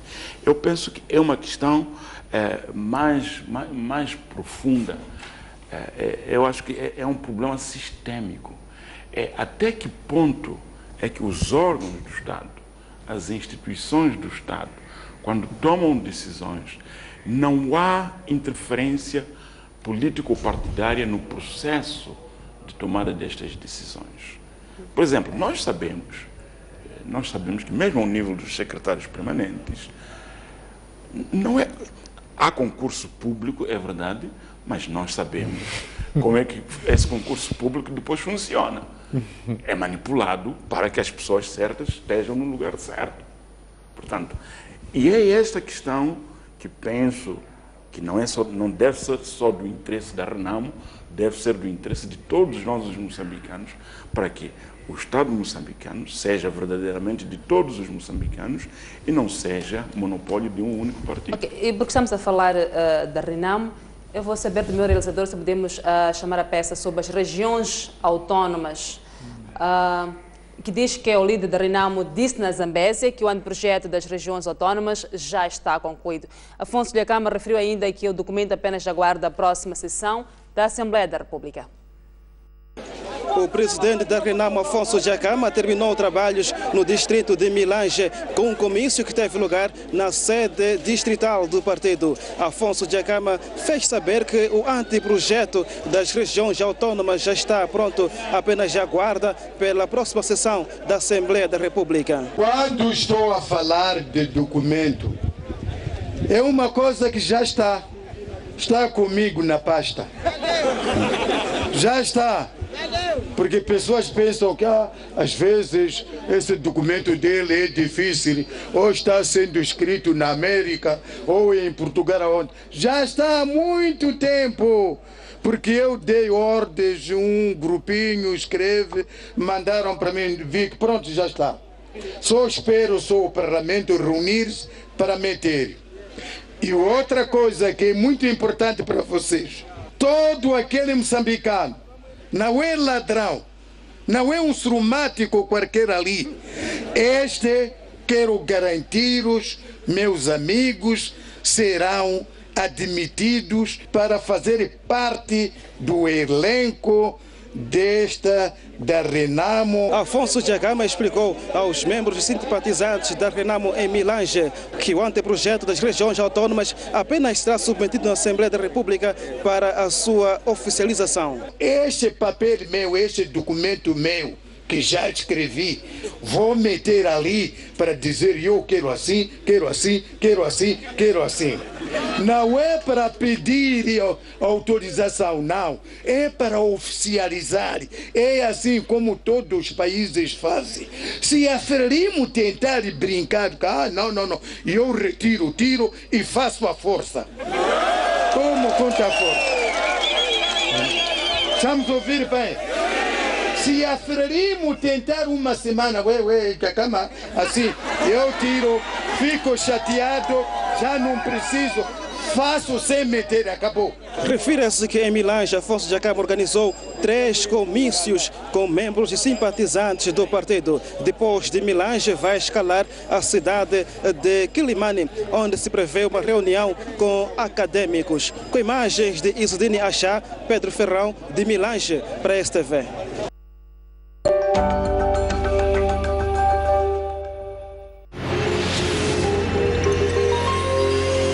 À quinta-feira, Boaventura Município, os melhores analistas. Seja bem-vindo ao programa O País Econômico. Trazem à tela a economia do país e do mundo. O que mais influencia pela inflação em Moçambique não é a taxa de câmbio meticada por dólar, é a taxa de câmbio meticada por rand. Quem tiver, por exemplo, uma dívida em dólares, mas é obrigado a contabilizar em meticais, o metical da precioso, a dívida era de 100 mil dólares, era 3 milhões de meticais, passa a ser de 3 milhões e meio ou 4 milhões de meticais. Reabilitar esta estrada, em um ano nós temos o retorno deste valor. Não tem nada de esquecer, o Estado sempre paga. A atualidade econômica em debate.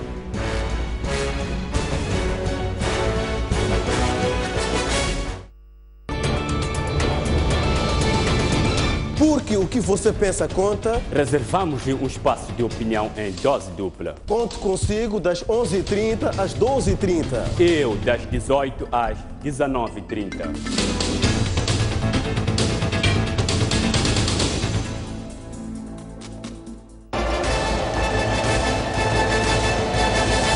Sob moderação de Egídio Canuma. Seja bem-vindo a mais uma edição do seu programa Cuide Júri. Júris consultos de reconhecido mérito em diversas áreas dão verdadeiras aulas de direito aos domingos. A contratação de mão de obra estrangeira é uma exceção. Se não for possível, contratar um nacional. Que tipo de infração? Controlarem e fiscalizarem. Não deixa de fazer propaganda política. A assistência jurídica é gratuita. Aqui o debate distingue-se pela discussão de temas da atualidade da perspectiva jurídica. É sempre um prazer e uma honra tê-lo no nosso espaço.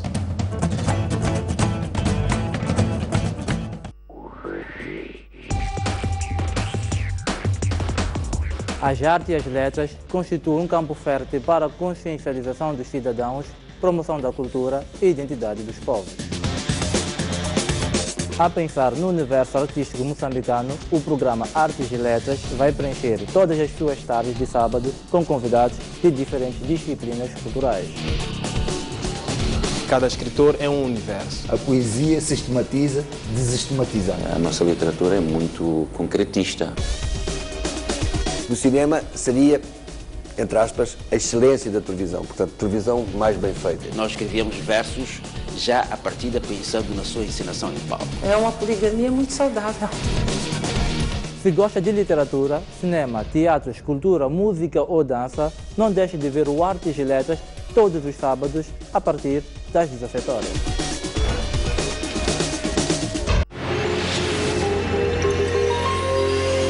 À quinta-feira, Boaventura Município, os melhores analistas. Seja bem-vindo ao programa O País Econômico. Trazem à tela a economia do país e do mundo. O que mais influencia pela inflação em Moçambique não é a taxa de câmbio meticada por dólar, é a taxa de câmbio meticada por rand. Quem tiver, por exemplo, uma dívida em dólares, mas é obrigado a contabilizar em meticais, o metical da precioso, a dívida era de 100 mil dólares, era 3 milhões de meticais, passa a ser de 3 milhões e meio ou 4 milhões de meticais. Reabilitar esta estrada, em um ano nós temos o retorno deste valor. Não tem nada de esquecer, o Estado sempre paga. A atualidade econômica em debate.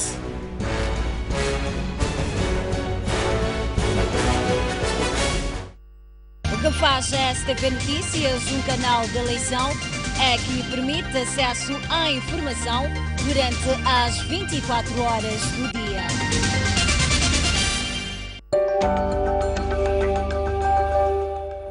Estamos de volta à Noite Informativa e continuamos com as análises.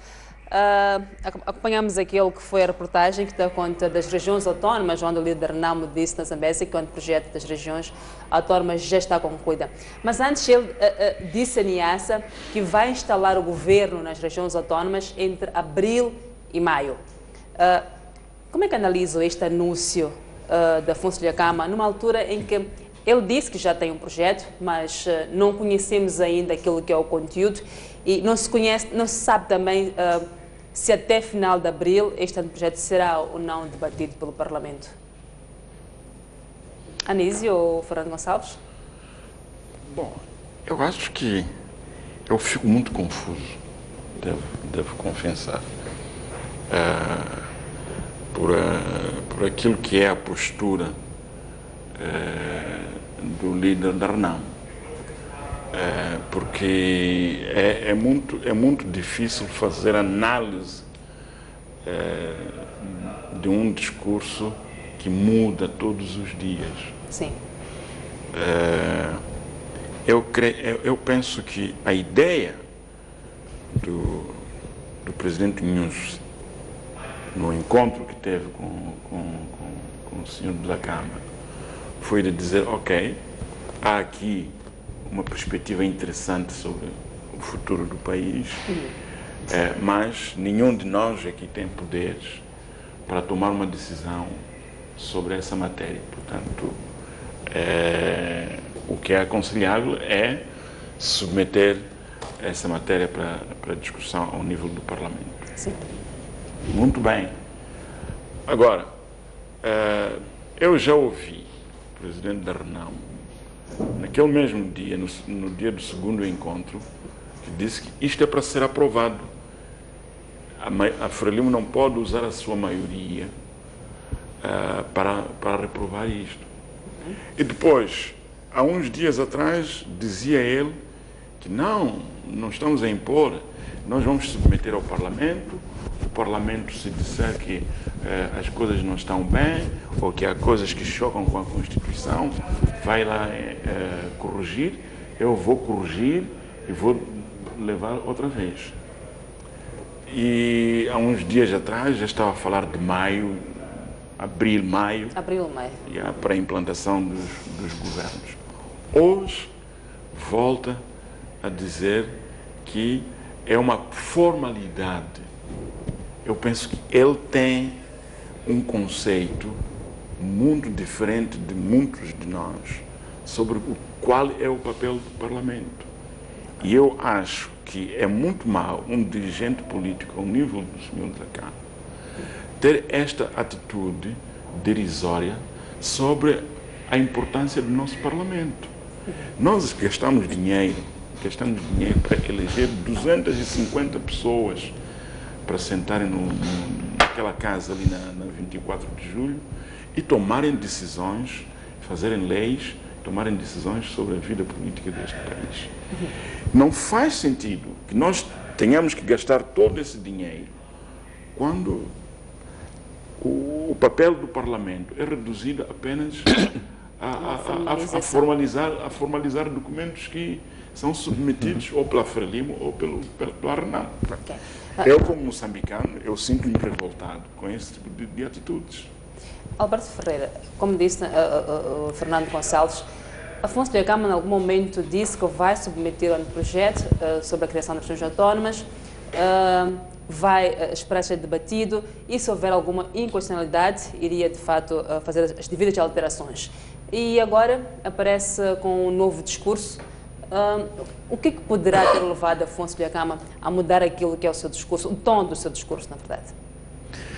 Antes de mais, as declarações do líder da Renamo preocupam a todos os moçambicanos. Eu penso que todo moçambicano que ama a paz, a tranquilidade, não pode pactuar com esta tomada de posição. Naturalmente, não sei se a morte do constitucionalista teria influenciado de algum modo a tomar outras posições mais violentas, porque nós estamos num Estado de Direito. Esta é a primeira condição. e a não respeitabilidade dos órgãos de soberania que fazem parte desse Estado, significa que nós não sabemos efetivamente se o presidente Dhlakama um dia ganha as eleições de presidente da República e os órgãos de soberania do Estado, como o Parlamento, é desrespeitado como um grupo de pessoas reunidas para chancelar qualquer decisão. Eu acho que se nós estamos num Estado de Direito, qualquer força política deve respeitar esse Estado. E do outro lado também nós temos como Estado,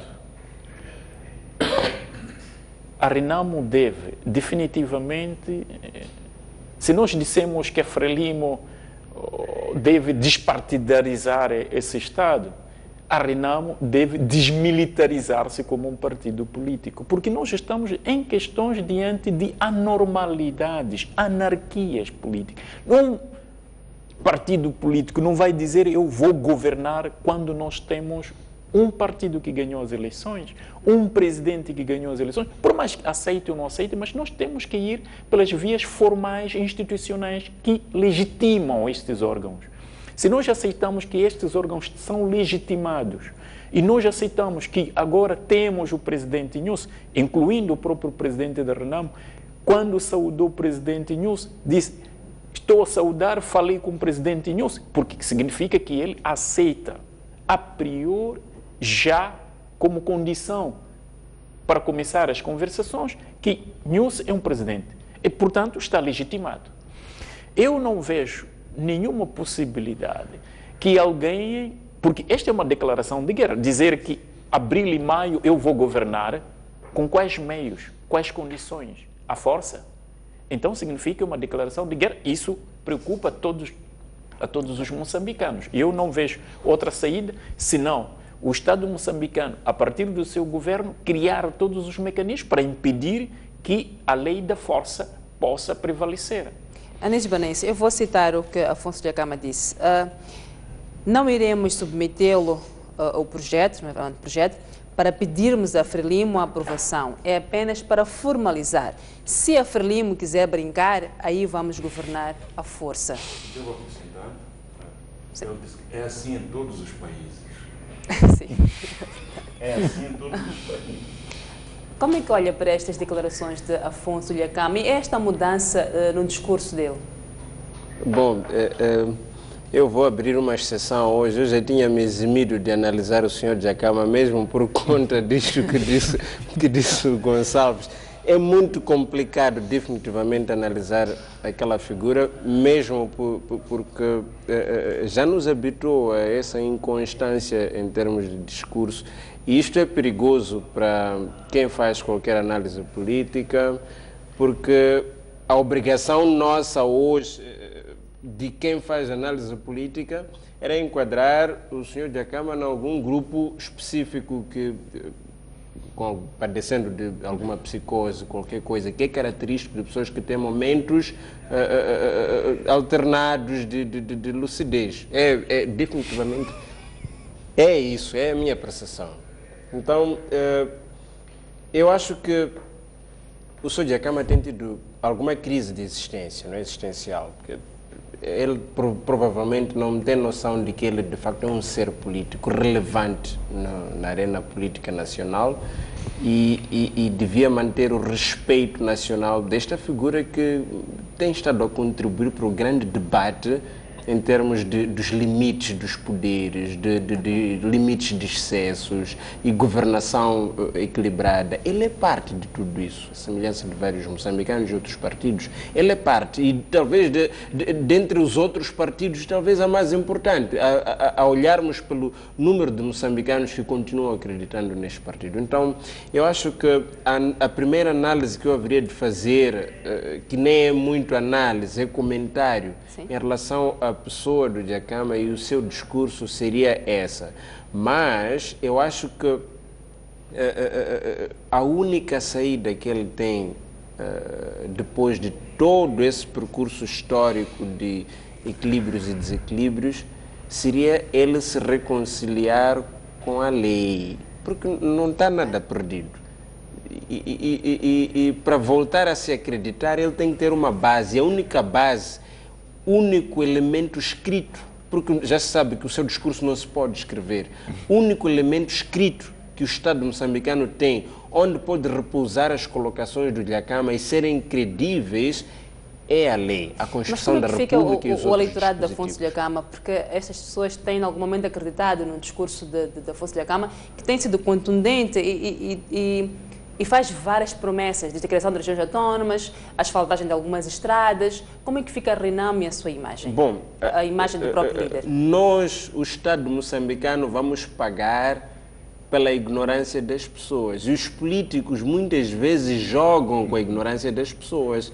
E o que está a fazer Afonso Dhlakama, ele sabe que tipo de minas vai colocando no tecido social moçambicano, que por conta do seu estado de ignorância vai acreditando em paranoias, em rodeios e definitivamente isto é perigoso para o Estado e para ele próprio, Dhlakama.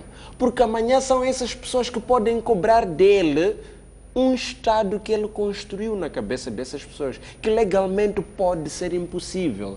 Então eu acho que ele tinha que analisar nesses dois prismas. Primeiro, o perigo que ele está a colocar o Estado que ele quer governar amanhã, que você pode criar uma base completamente desestruturada em termos de obediência a princípios legais de Estado. E se a Frelimo não consegue governar, não pensa que vai ser você a governar. A Frelimo tem uma legião de seguidores que também podem criar o mesmo que o Afonso Dhlakama está a criar hoje. Então é mau, primeiro, para o Estado. Segundo, é mau para a sua segurança física. Ele, Dhlakama, que vai prometendo céus e mares para um eleitorado que é impossível o que ele vai avançando. Porque, como disse em algum momento, vou citar o Tomás Vieira Mário, a Assembleia da República não é um cartório para estar a reconhecer os projetos vindo de onde quer que seja, mas é uma instituição séria. E o Fernando disse aqui que estamos todos moçambicanos a investir em 250 compatriotas nossos para pensar. É para pensar, não é para assinar. E o que o senhor Dhlakama quer é que, de facto, coloque e assine a formalidade que ele diz. Sim. E, para lhe contradizer, não é em todo canto do mundo que isso acontece. Talvez só em Moçambique. Desculpa. Eu penso que há aqui duas questões que devemos. Uma é que o projeto da descentralização deve fazer parte do nosso debate como moçambicanos. O debate da despartidarização do aparelho, da administração pública deve fazer parte do nosso debate nacional. Agora, nós não devemos tratar o eleitorado da Renamo da mesma forma que o eleitorado da Frelimo, do PASSOMO, do MDM, do outro partido. Não devemos tratar esse eleitorado como um bloco monolítico.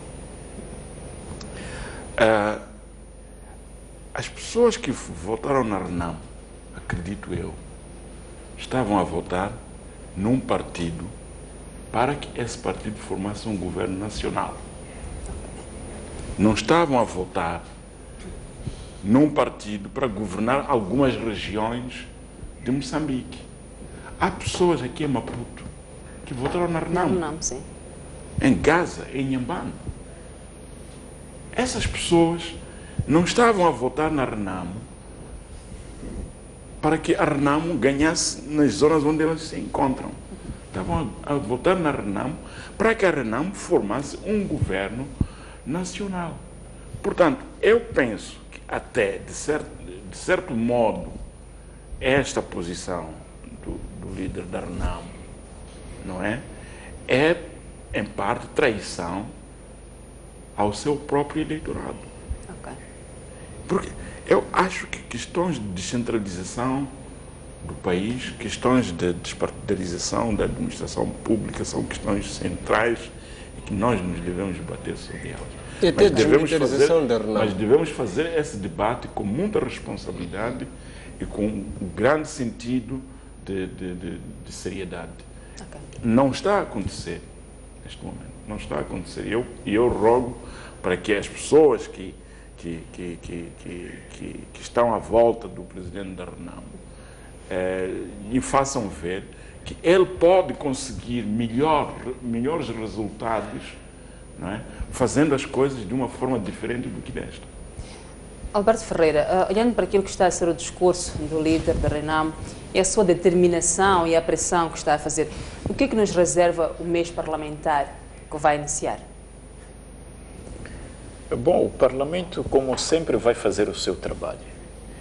E não se pode esperar que o Parlamento, como fazia referência a Bonaíssa, a Tomás Vieira Mário, reduzir-se ao cartório ou reduzir-se àquilo que Marx chamava de parler, onde todos falam só para passar o tempo, depois no fim terem os salários do erário público e dos nossos bolsos.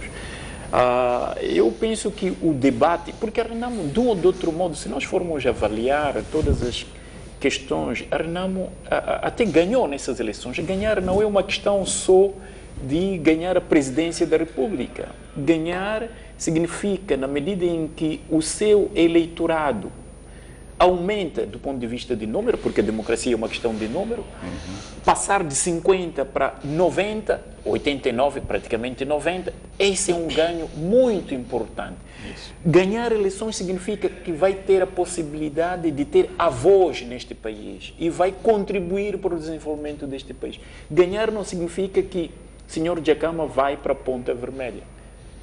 Nós temos, às vezes, que definir o que quer dizer ganhar. Por isso nós, quando dissemos também que o partido que ganhou as eleições não pode ser um partido que ganhou tudo e quem perde, perdeu tudo. É preciso encontrar mecanismos de inclusão como meios que podem dissipar ou até anular, na verdade, os conflitos sociais. Agora, a questão da Renamo, pelo menos não Renamo como partido, o seu líder, as suas declarações, é de alguém que está, neste momento, um pouco desesperado. Devo dizer isso. Se nós não ganhamos as eleições porque foram roubadas, houve fraudes, então nós vamos agir deste modo, como resposta a um processo. Porque isso não é consequente. Dizer que nós vamos, portanto, governar nas províncias aquilo que não tem, neste momento, nada a ver, ou como consequência para resolver um problema. O problema de fraudes, o problema de partidarização, o problema de outras ações não vai ser resolvido com nem regiões autónomas, nem províncias autónomas. Este é um outro discurso. Eu penso que até a Renamo teria colocado este problema num outro momento. Eu penso que teria uma outra visibilidade, porque a criação de regiões autónomas, como todas as outras partes do mundo, existem regiões autónomas e mantêm a unidade nacional sem nenhum problema. Muitos países, desde a África do Sul, Portugal tem Madeira, é autônomo, nunca houve problema de unidade nacional, nunca houve nenhum problema do ponto de vista de divisão. Até seria criar um debate onde o Parlamento vai debater e aprovar. O que nós pretendemos hoje? É criar um Estado de Direito, onde alguém coloca as suas ideias, são debatidas, para encontrar a racionalidade e o consenso, onde todos os moçambicanos saem contentes, todos a ganhar. Portanto... Okay. Anísio Bonaíssa, mesmo para encerrarmos esta nossa análise, para esta edição, no encontro com a geração 8 de março, o Presidente da República manifestou preocupação em relação à manutenção da paz efetiva no país.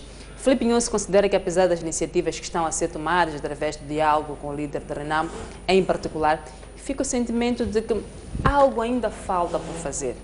Do seu ponto de vista, tem este mesmo sentimento? E se sim, o que é que está a faltar para se fazer?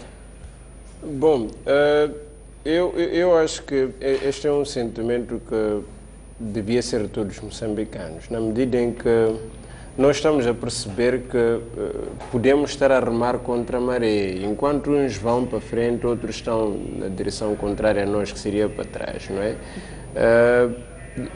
o acordo de cessação das hostilidades militares previa o desanuviar de todas essas tensões, as militares, as psicológicas, e isso haveria de matar todo um discurso divisionista. Eu sempre fui a favor de campanhas políticas de qualquer partido. A Renamo, à semelhança do que a Frelimo esteve a fazer, pode fazer passeatas políticas por todo o país, porque este país é de todos nós. Mas o tipo de mensagem que nós vamos levar ao eleitorado, que viveu um intervalo desde o momento que houve o último encontro entre o Presidente da República e o líder da Renamo, o tipo de mensagem que voltou a ser propalado é uma mensagem venenosa em algum momento e pode estar a minar o próprio acordo de cessação de hostilidades, porque as pessoas voltam a trazer um clima de tensão profundo nos moçambicanos e isto não é bom. Confiança política vai se corroendo. Eu acho que é por isso mesmo que o Presidente da República diz que provavelmente temos que fazer alguma outra coisa. E essas coisas, provavelmente ele estava a chamar o 8 de março, estava a chamar os moçambicanos a pensar com ele o que é que nós fazemos. Porque não há o desanuviar que nós estávamos aqui já a experimentar. De facto, o que está a acontecer é algum show diferente deste que nós queríamos. Então eu acho que tem razão o Presidente em afirmar que precisamos de fazer alguma coisa a mais para resgatar uma paz efetiva, porque esta é mais de mente psicológica do que só o calar das armas, que é a única agora que está sendo observada. Ok, eu vou pedir ao meu realizador para colocar esta reportagem que dá conta desta preocupação que o Presidente da República manifestou durante o encontro com a geração 8 de março. Este foi o desabafo de Filipe Inhosse no encontro com os membros da geração 8 de março, pela passagem de mais um aniversário do seu chamamento para o serviço da pátria. O chefe de Estado diz que a manutenção da paz precisa ser complementada por algo que ainda não está a ser feito. Sempre disse, quando o tempo de campanha, disse que a minha prioridade número 1 era a paz e a segunda prioridade era a paz, a terceira prioridade era a paz. Nós em paz, fica claro que seremos um povo que vive unido, em harmonia, em solidariedade e etc. Tudo temos estado a fazer para manter esta paz e a grande arma que temos usado é aquela que é o diálogo. Mas não me parece bastante. Sempre sinto que alguma coisa tem que ser feito mais para que o país fique tranquilo e toda a gente se sinta que vive numa nação onde podem dormir e acordar livremente e com a estabilidade e tranquilidade necessária. Para além da questão da paz, o Presidente da República manifestou-se preocupado com o desenvolvimento necessário para tirar os moçambicanos da pobreza. O outro problema é o problema natural, que é o desenvolvimento de Moçambique.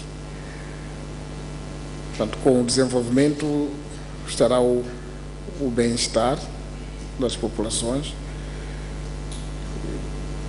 Teremos, durante a campanha também, eu fiquei a ver e confirmei os grandes problemas que o nosso povo tem. Um dos grandes problemas é comida.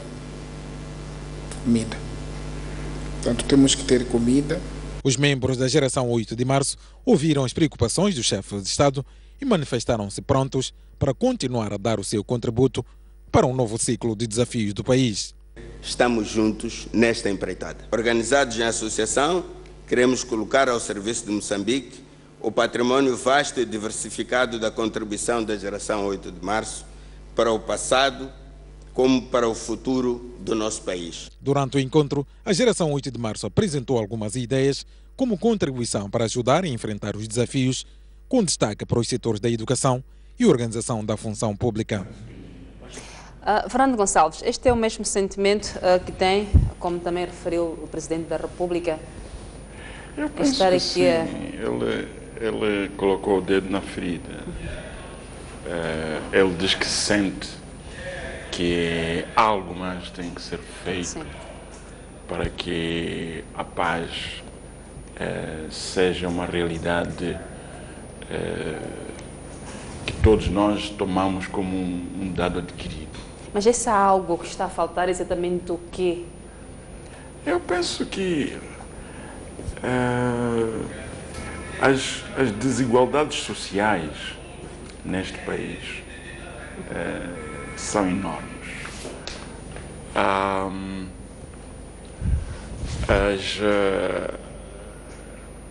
Nos centros urbanos, nós vemos pessoas que vivem na pior miséria.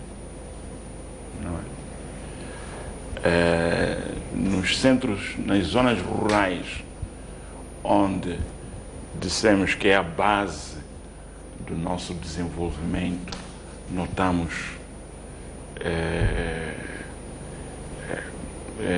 condições de vida extremamente precárias, sendo essa a razão porque temos este grande fluxo de população das zonas rurais para os centros urbanos, porque as pessoas vêm para os centros urbanos com a ilusão de que lá irão encontrar, ou cá irão encontrar as condições que não têm no meio rural. Sim. Chegam aqui e esbarram com uma realidade que é extremamente violenta. Eu costumo dizer que viver na pobreza no meio rural é muito melhor do que viver na pobreza no meio urbano, porque no meio urbano é extremamente violento, porque você vive com a imundície, você vive com todas as necessidades humanas, você vive ao lado delas, em termos fisiológicos. E eu penso que vivemos, tirando os problemas